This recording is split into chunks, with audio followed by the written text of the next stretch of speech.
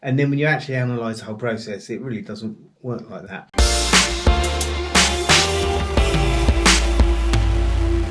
So hello and welcome to the vlog. It's a Monday morning. I'm down in the studio and I am not making music.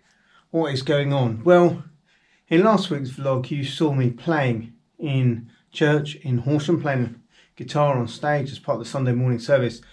In that service you also saw that I got to say a few things about the work we're doing, and one of the things I mentioned in what I said was that I am writing a book, and it's something that I haven't mentioned on the vlog. It's been something that's been going on in the background for a while now, but seeing as I went public with it there and a bunch of people here know that I'm doing it, I think it was time to let you know. On the top of this piece of paper it says sing a new song, why we need new songs and how you can start writing them. And that title is taken from Psalm 33. Those couple of verses from the Bible, which you can see on screen now, have been something that really shaped my musical journey, particularly in relation to church music. Music that's either being played in church or music that's coming out of church to be played in other contexts. And over the years I've had a lot of experience in that kind of world, and I felt like I wanted to write a book that just put my thoughts down. Yeah, just to capture the whole thing of why do I think we should be writing new songs? Why is it important to play our own songs, not just play everybody else's songs, as good as those songs are and as much as they've helped and inspired us? And also, like, how does that work? How does it work to get an idea or a feeling for a song out of you onto a musical instrument and into the world? And what's it then mean to capture that these days? Like, basically saying, how do you write? And then how do you produce or record a song? And what are the simple steps? And to write a guide, really. So part manifesto and part practical how-to guide. One of the things I talk about a lot in the first part of the book is about capturing ideas.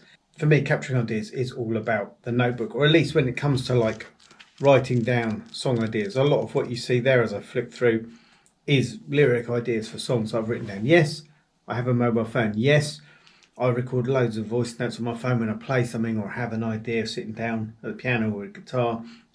Little demo ideas are on there, and I will sometimes type something in there. But for me, I don't know, I'm a pen and paper guy. My advice to songwriters is write stuff down all the time, because it's so often we can be walking down the road, something comes across the mind, oh, it'd be great, da da la la la, some melody idea or lyric idea or something.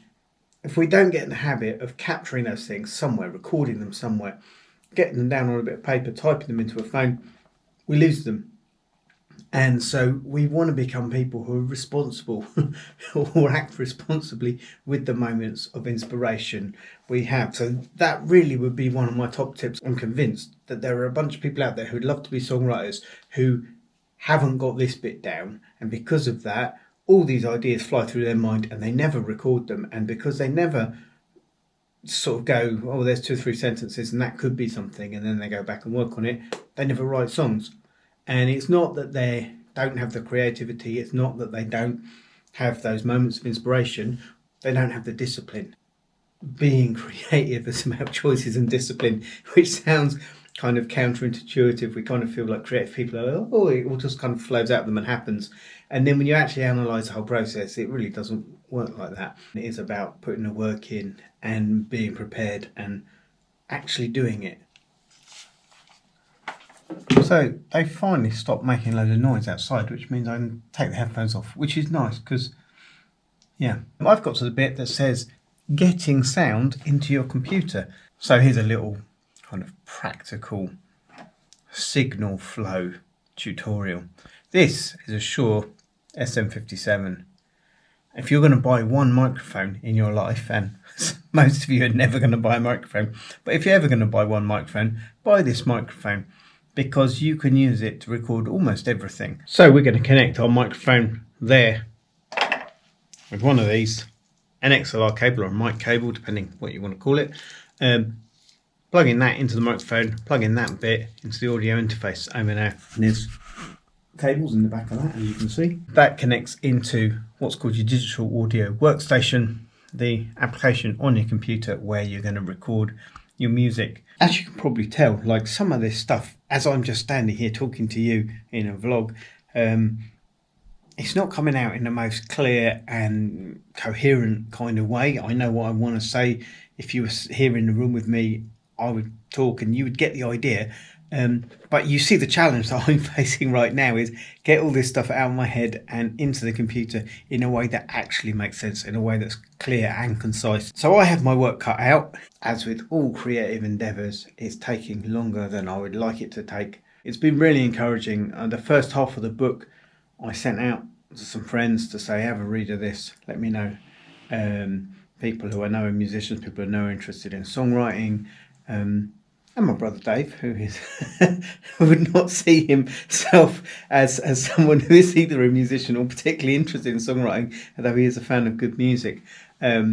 But yeah, I needed his theological input. It's been really good to get some feedback from people, to see how people were encouraged by reading it and feel like it's good content that's going to be helpful, and that's what I want. So I had thought when I was starting out that I was going to write a book like this, sort of like picture book that has a few words, a few thoughts, and some pretty pictures and diagrams and things like that to make its point. It was a nice idea, but there's too much that needs to be said to make something like this.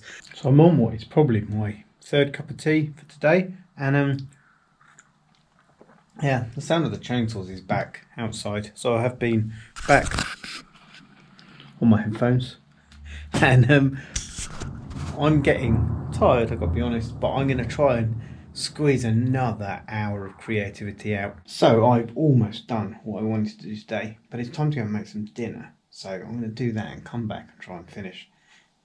You know, better that way. I'm hungry. It is coming together. It's been a good day. I've got some work done. That's the main thing. Keep the ball rolling. It will come together in the end. It's a journey of faith. The first half of the book, as I said, I'm really happy with how that's come out so far. It's about bashing this second half, the practical side of it, all into shape.